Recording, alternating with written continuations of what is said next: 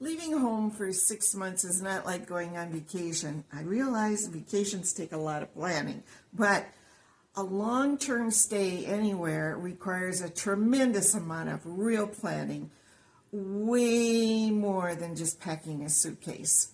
True. We are leaving for India soon, and today we are going to show you how we prepare for it.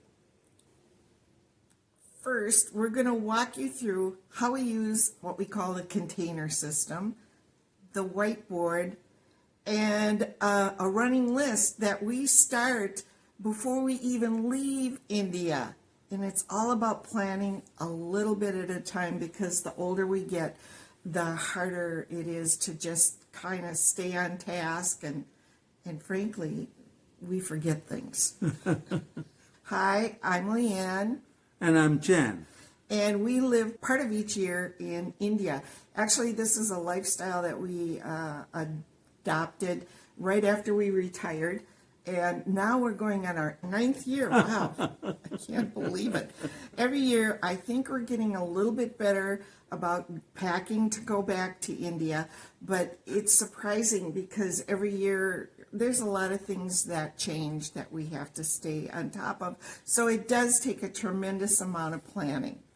Yeah, and here we have a system which works for us, and we will share that with you. If you like this, please tell us.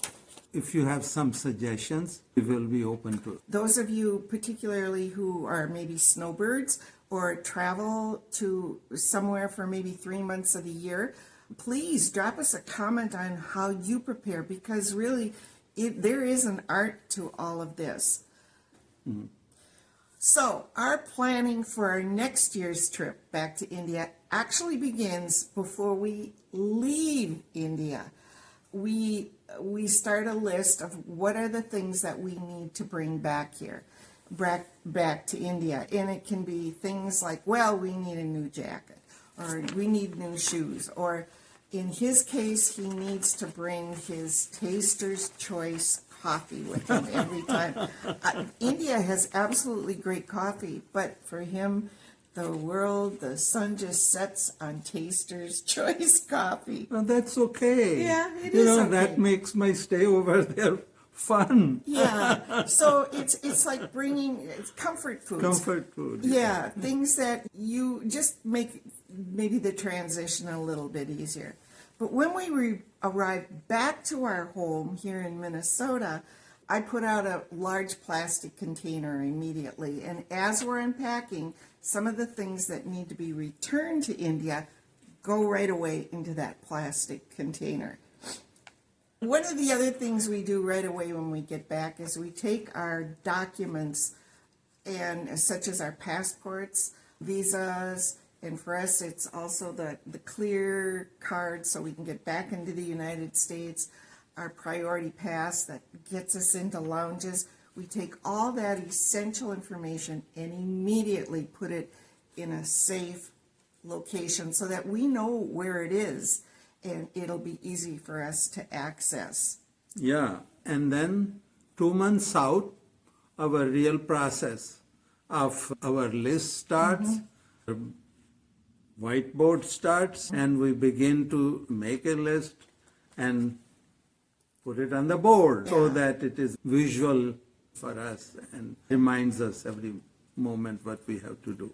I think it's really important how this whiteboard system started for us is we both have different ways of planning, both in life and in travel. And we are two different people. Yeah, I tend to be a long-term planner. He's more strategic. He doesn't take as much time as I do. Yeah, I do it from the seat of my pants because I have this confidence that I'll get it done. Or that I'll get it done for you. Yes.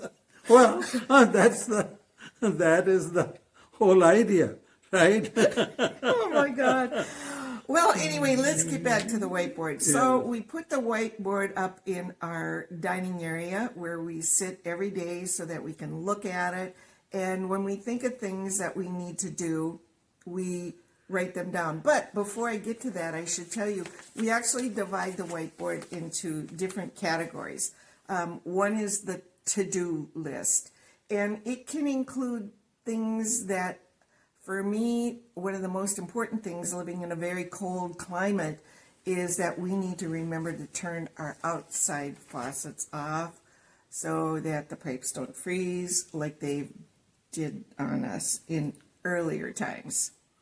Well, we leave our house for 6 months, so we want to make sure that we don't have surprises. Yeah.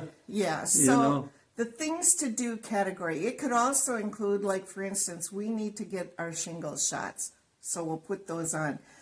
We also now get flu shots every year too. We put that on our to-do list. Then we also have a category for things to buy. So what are you buying this year? Well, this year I want to make sure that we have been now working on a good eating items.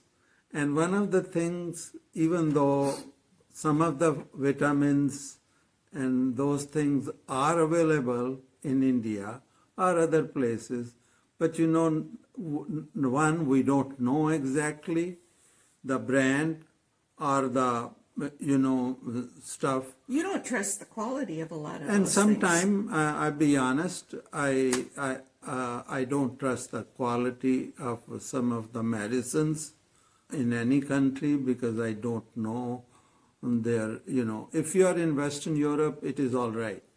But, in Asia and in some other countries, you got to be a little bit more careful. So your medications are definitely on things to buy, and put a timeline down for these things as well. So the other category was to pack, and that can be a little, well, how can I say this? I tried to define what do I mean by what to pack. And for me, it's things that I'm afraid I'm going to forget.